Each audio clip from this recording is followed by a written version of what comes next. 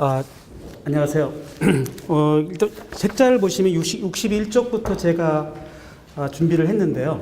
뒤에 우리 강성철 박사님이 또 의료 로봇 전체에 대한 현황을 하실 것 같아서 제가 앞부분을 좀 빼겠습니다. 그래서 67쪽에서 쭉 넘어가서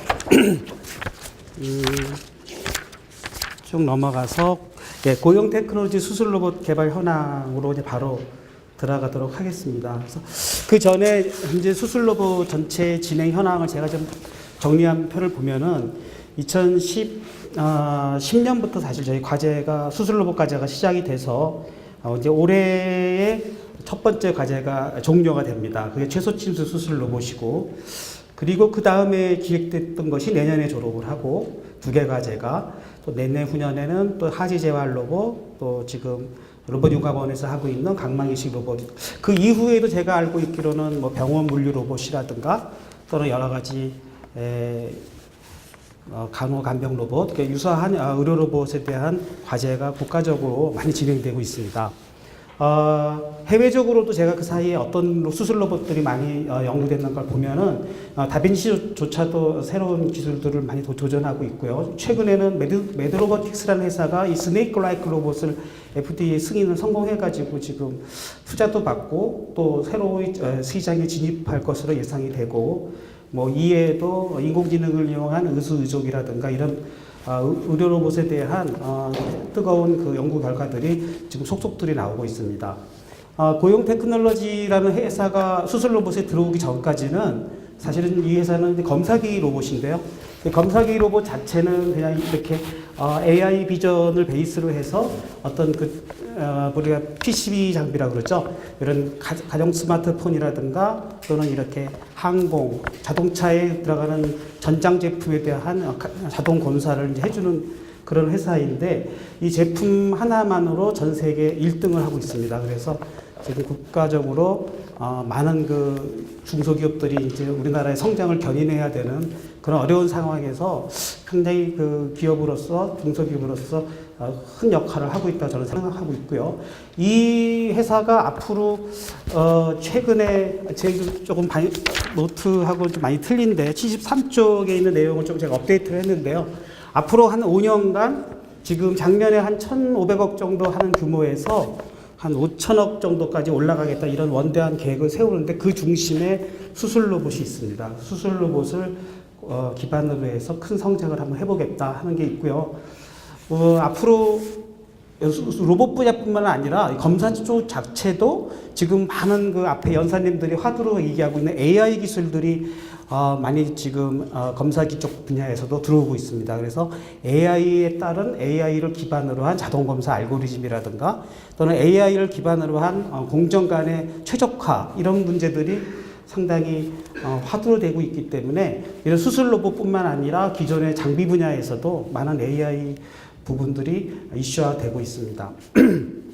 그래서 최근에 저희가 성장 기획이라 그래가지고 앞으로 확보해야 할 기술을 뭐를 잡을 것인가 했을 때 당연히 이제 미래 성장 로봇으로서 수술 로봇에 필요한 기술도 확보를 해야 되겠지만, 이런 AI를 기반으로 한 검사 알고리즘이라든가 AI에 기반으로 한 공정 최적화 기술 같은 것들도 상당히 지금 이슈화되고 있습니다.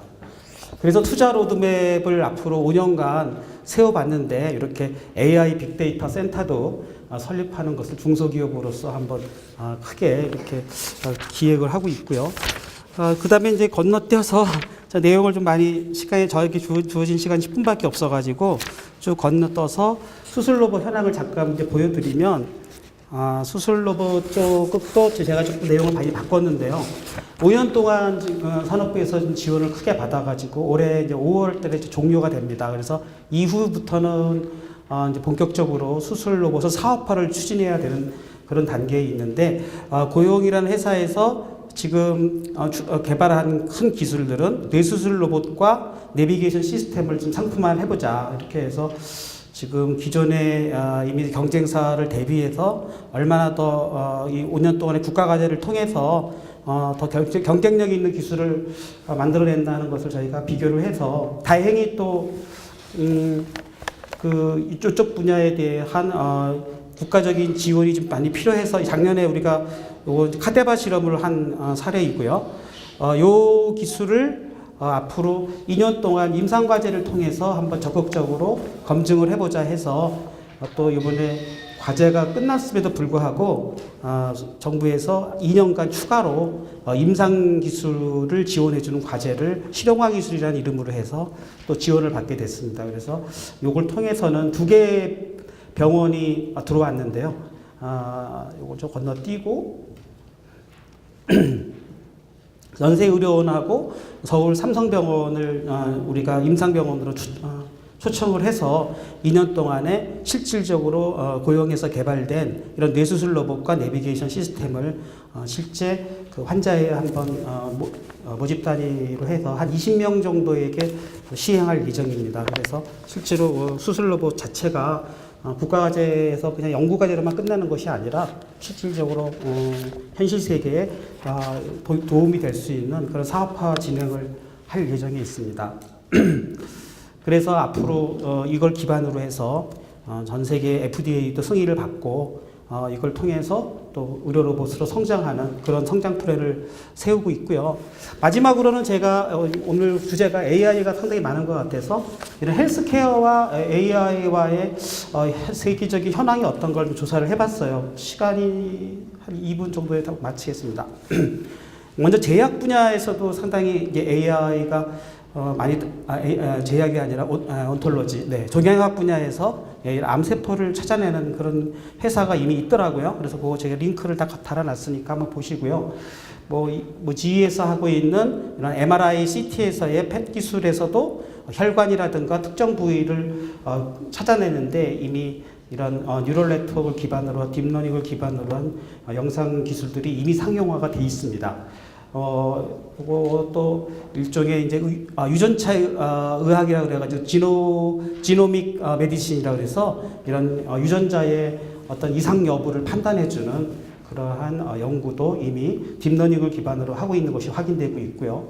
뷰노라는 이거는 이제 우리나라 회사인데 이걸 통해서 어떤 세그멘테이션, 이미지 세그멘테이션을 해주는 그런 기술들은 이미 뭐 수술 로봇이나 영상의학 로봇에서는 상당히 필요한 기술들이죠. 그래서 이런 기술도 하고 있고 루닛이라는 회사도 우리나라의 중소기업인데 벤처기업인데 스타트업을 바로 한 것 같아요. 그래서 이런 암세포 진단해주는 그런 쪽으로 하고 있고 세계적으로는 뭐 이미 딥러닝이나 이런 AI를 기반으로 해서 인간 자체를 해킹하라 뭐 이런 IEEE 스펙트럼으로 해서 특집 기사로도 이미 크게 다룬 바가 있고 빅데이터와 헬스케어 인간 장수 주식회사라는 그 휴먼 롱게비티 인코퍼레이션이라는 회사가 또 있어서 이것도 뭐 124까지 살 수 있는 뭐 매니지먼트를 해준다는 내용입니다. 닥터와스는 잘 아시죠? 닥터와스는 이미 퀴즈스에서만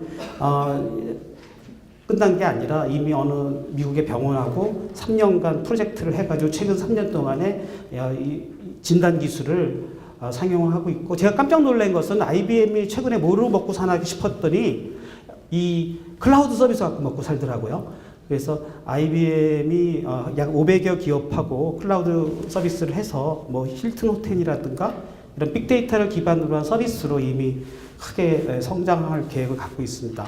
뭐 구글 같은 경우는 캘리코라는 그러한 헬스케어 프로젝트가 있고 IBM 마스이죠. 그 아까 얘기한 제퍼티쇼에서 이미 성공을 했는데 이런 500여 개 기업하고 이미 다 상용화 서비스를 해서 이미 클라우드 컴퓨팅이나 클라우드 서비스 이런 것들은 이미 다가오는 기술이 아니라 이미 상용화가 되고 있다는 사실이에요. 그래서 우리가 정말 그냥 이걸 연구할 거냐 말 거냐가 아니라 이미 다 현실화되고 있는 그런 상황이라는 것을 말씀드리고자 합니다. 물론 AI 왓슨의 AI 기법은 딥러닝이 아니죠.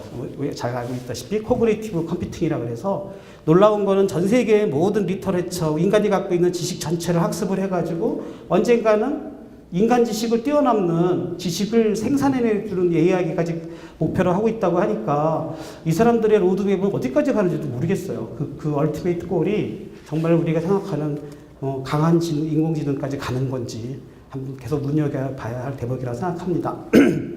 한국의 말파고, 네. 알겠습니다. 너무 내용이 많이 준비했죠. 네. 아무튼, 수술 로봇이나 또는 인공지능이나 또는 검사 장비와 같은 이미 기존에 있는 제조 장비나 다 전부 우리는 새로운 시대의 문턱에 와 있다고 생각합니다. 감사합니다.